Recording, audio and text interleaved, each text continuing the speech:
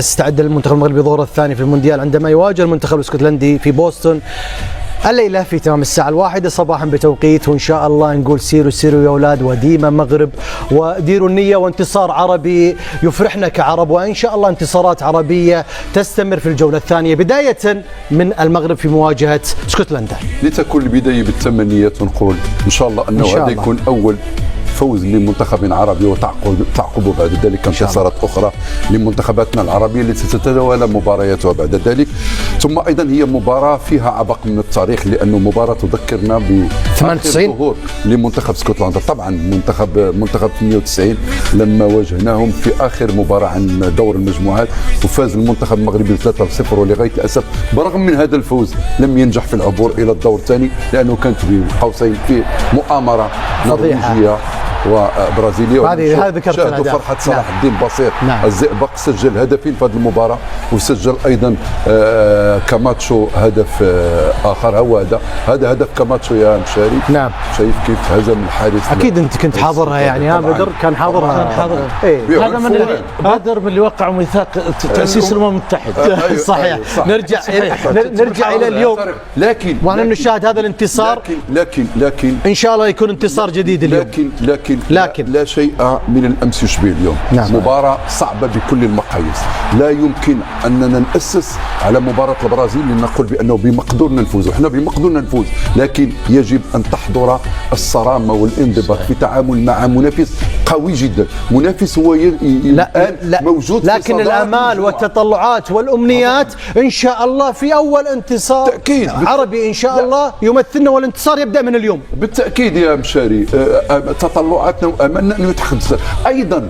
يا اخي حتى الجماهير حاضره هناك في بوسطن، والجماهير دائما ما شوف حتى الجماهير ومؤازره والدعم والتشجيع حاضر. يا سير هكذا تردد، وان شاء الله ان اليوم يصير، وان شاء الله يصير في انتصار اول للمنتخب المغربي في هذه الجماهير الحاضره تمثل بشكل خاص المغاربه وتمثلنا كعرب، وباذن الله انه يكون انتصار.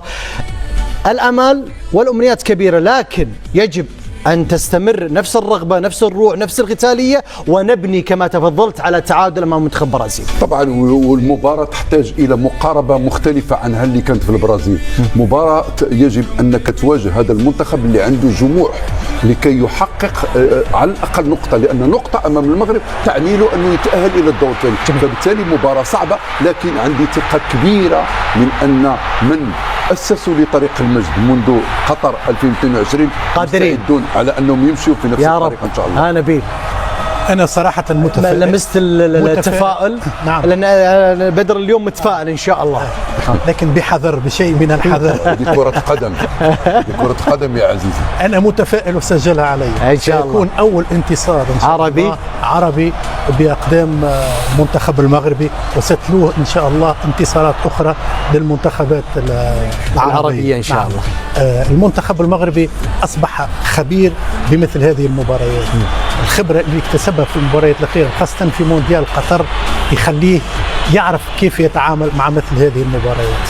المنتخب المغربي خاصة بعد الأداء المميز والنتيجة الإيجابية اللي حققها أمام المنتخب البرازيلي، واللي المنتخب المغربي كان قادر وكان الأقرب للفوز، المنتخب المغربي سيذهب بعيدا في هذا المونديال إن شاء الله. جمال ما ذكر أن ندخل بعقلية احترافية، نركز ونحاول ونقاتل ونجهز اللاعبين من الحالة الفنية والبدنية والذهنية كذلك. سير المغاربة بخير. عجبني تصريحه، عجبني اتزانه، عجبني تجاهله لتأثير السلبي للمباراة التاريخية والفوز بالثلاثية على اسكتلندا. ما حدث بالأمس يقول أحزنني في لحظتها، لكن اليوم احنا في المستقبل وإن شاء الله يريد كتابة تاريخ. وضع تاني، وبتكلم في الجزء الفني إنه اسكتلندا بتلعب للأمام، وده أمر جيد جدا للمنتخب المغربي، وده من ضمن الحاجات مؤشرات التفاؤل. مباراة مهمة جدا إن شاء الله المنتخب المغربي يضرب أكتر من عصفور بحجر واحد، لأن اسكتلندا دلوقتي هي اللي متصدرة المجموعة، يقدر يكسبها وإن شاء الله ويتخطى ويتصدر المجموعه ويصدر الضغط بعد كده للبرازيل واسكتلندا، لان المباراه الاخيره في الجوله الثالثه هتكون ما بين البرازيل واسكتلندا، وعلى الورق المواجهه الاسهل المفروض هتكون ان شاء الله امام المنتخب المغربي في المواجهه الاخيره امام هايتي. وبالتالي الفوز النهارده مهم جدا جدا جدا ومفتاح الوصول الى ابعد نقطه ممكنه في البطوله. مفتاح الوصول لك مساعد في هذه المواجهه تحديدا، الذي نتمنى ان شاء الله ننتظر الرغبه واستمرار في افضل نسخه موندياليه عشناها هنا في قطر لاداء منتخب عربي مغربي جعلنا نفخر من الناحيه التنظيميه في هذه النسخه الموندياليه، وكذلك من الانجاز الكبير وصول المربع الذهبي، واليوم ان شاء الله الانطلاقه والاستمراريه في اول انتصار لهم. شوف القيمه الفنيه في المجموعه والقيمة المهارية هي تقف مع المغرب. يعني من يتحدث يقول لك أنه المغرب حقق نتيجة إيجابية أمام البرازيل، لا، أنا أقول البرازيل حققت نتيجة إيجابية لأن المغرب حضرت لأنها الأفضل لا في التقييم ولا في يعني التقييم الفني والمهاري. والآن المغرب تعيش مرحلة ارتقاء كبير كروية، سواء على مستوى الفئة السنية سواء على مستوى المنتخب الأول. إذا حنا أمام المغرب أنه هو المرشح الأفضل إن شاء الله أمام حتى اسكتلندا وغيرها. الآن لا مجال إيش للمقارنات، إذا المغرب تعادلت أو شيء هي من تسبب بذلك. إن شاء الله تنتصر. رسالة بدر الدين الإدريسي للاعبي منتخب المغرب. هم يعرفون جيدا على أنه هذه فرصهم وهذا أيضا مونديالهم لكي يؤسسوا على ما سبق ويعطوا الاستمرارية المنطقية لهذا الارتقاء الذي نتحدث عنه. اليوم المنتخب المغربي أصبح بعد تعادل المنتخب البرتغالي أمام منتخب الكونغو الديمقراطي أصبح في المركز السادس عالميا، وهذا مركز يؤكد جدارة المنتخب المغربي في أنه يقف مع نخبة العالم. فإذا لابد أن ندافع على هذا المكسب، مكسب أننا ضمن صفوة المنتخبات العالمية، على أنه ينظر لنا كمنتخب مرشح للمنافسة على اللقب العالمي. فإذا مباراة اسكتلندا هي اختبار جديد لطموحنا لنوايانا لإصرارنا، وأتصور أن أسود الأطلس سيتجاوبون مع الشعار الأبدي والأزلي للجماهير سيروا سيروا نحو المجد. أيوب عدي لاعب مميز في عمر كذلك صغير، ومحمد وهبي إن منحوها لفينيسيوس فإن هناك كثير من اللاعبين يستحقها في مواجهة البرازيل، وقد يكون أيوب عدي واحد من اللاعبين اللي يستحق جائزة أفضل لاعب الذي ذهبت لفينيسيوس. رأيك؟ ذهبت لفينيسيوس ما عندنا إشكال، لكن ربما هناك مؤشر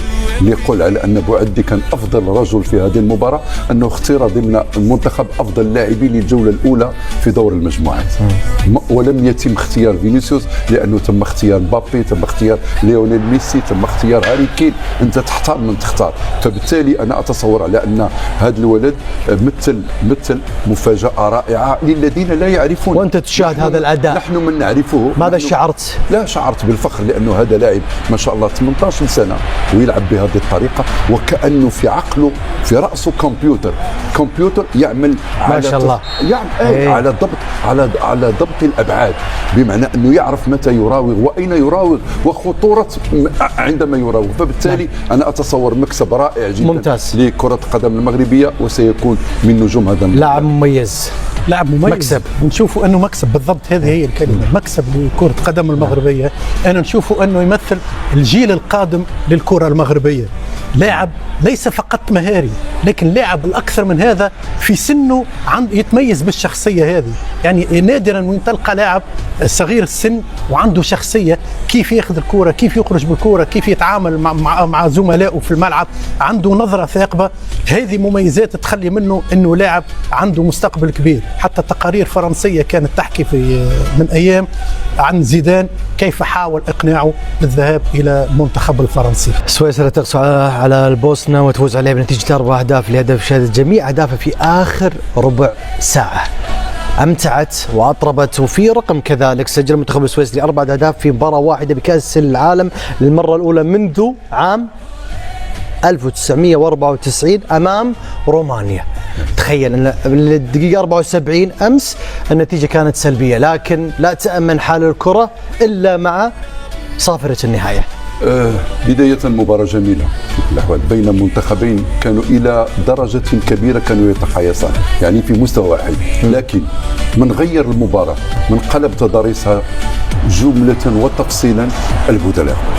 وهنا يحسب للمدرب يكين أنه احسن ادخال لاعبين بعينهم استطاعوا ان يقلبوا المباراه. تصور ان من ادخلهم مانزيمبي سجل هدفين، فارغاس سجل هدف، اضافه لتشاكا الموجود هو النجم والاسطوره تاع الكره السويسريه. انا اتصور على ان المنتخب السويسري فاز بالضربه القاضيه، ولربما اليوم اكد على انه سيمر بلا محاله الى الدور الثاني، يعني دور 32.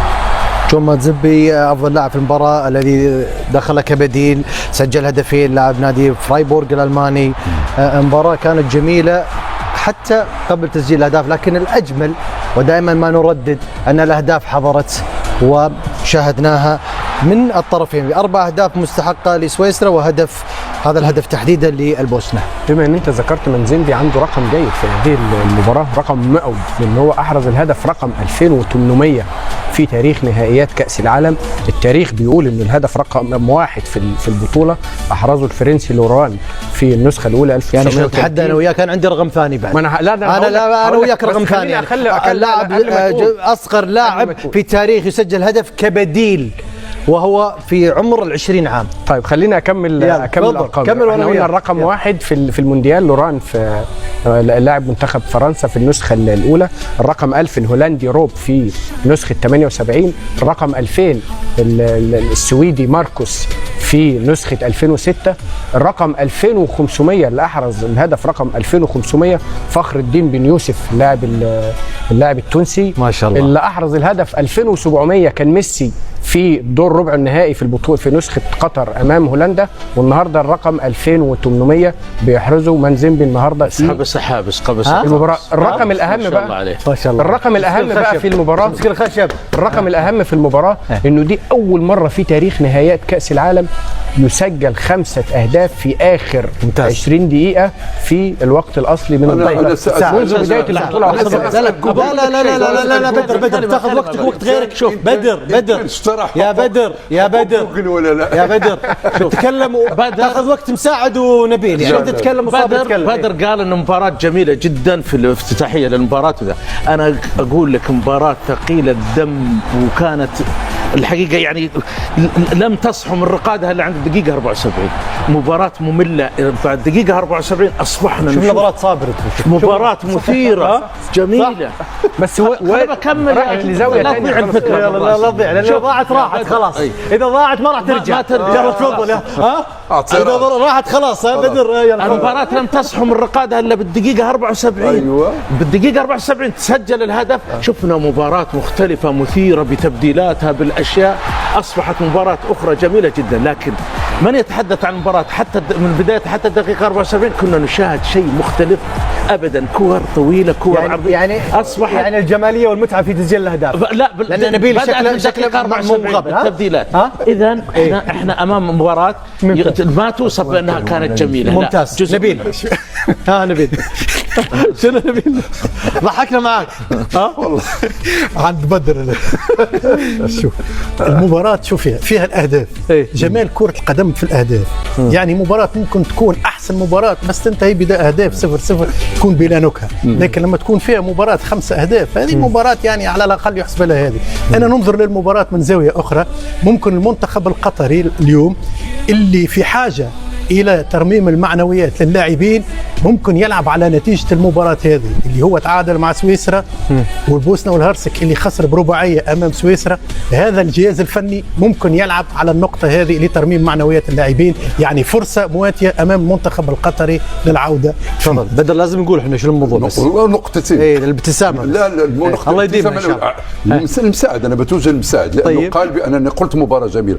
شوف يا سيدي، في ناس بتشوف مباراة تكتيكية ما بين منتخبين أو فريقين وتعتبرها مباراة مهمة، لكن هي قمة في التنافس التكتيكي. أنا أخاف أن مساعد تكون خدت غفوة وهو يشاهد. أنا شفت المباراة لم تصحوا من رقادها. عرفنا مساعد خلال غفوة. أنا بسأل لأن هناك سؤال أنا بسألك. تفضل. إذا أنت قلت بأن هذه مباراة مبينة، لا استنى ماذا ستقول على مباراة جنوب إفريقيا وتشيكيا؟ مملة. راح نصل على اي درجه؟ خلنا بقى عندنا في مباراة السويس انا قاعد اقول لك نوصلها انت اتهمت انه كان نايم مشاري هو هذا اتهامك هو خاصني بالتساؤل رد عليه بقى. انا رد ايوه انا ذكرت كويس انه حتى الدقيقة 74 مباراة الكرات العالية المرتفعة الاشياء غير هذه دقيقة.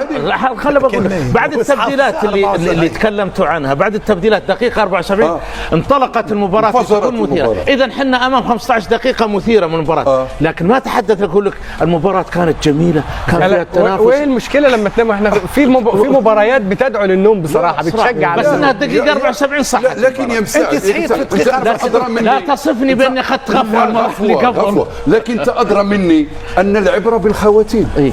عرفتها في اللغه يا اخي انا جات انا ودي استمتع بالمباراه. هذه جميله لانه جمالها في خواتمها. الخواتيم يعني انت تعطيني يا بدر تعطيني 75 دقيقه ممله تخليني اقوم من المباراه. ما كنت متعشي يا بس هم ترى كجماهير والشعوب مستمتعين اكيد، يا خاصه الشعب السويسري. انا اتكلم عن كمتابع انت كمتابع. صحيح. نروح إلى مواجهة أخرى من هذه المواجهة. المكسيك انتصرت على كوريا الجنوبية وهي أول من تأهلت إلى الدور الثاني. نتابع أبرز ما جاء في هذه المواجهة. حققت المكسيك ثاني انتصار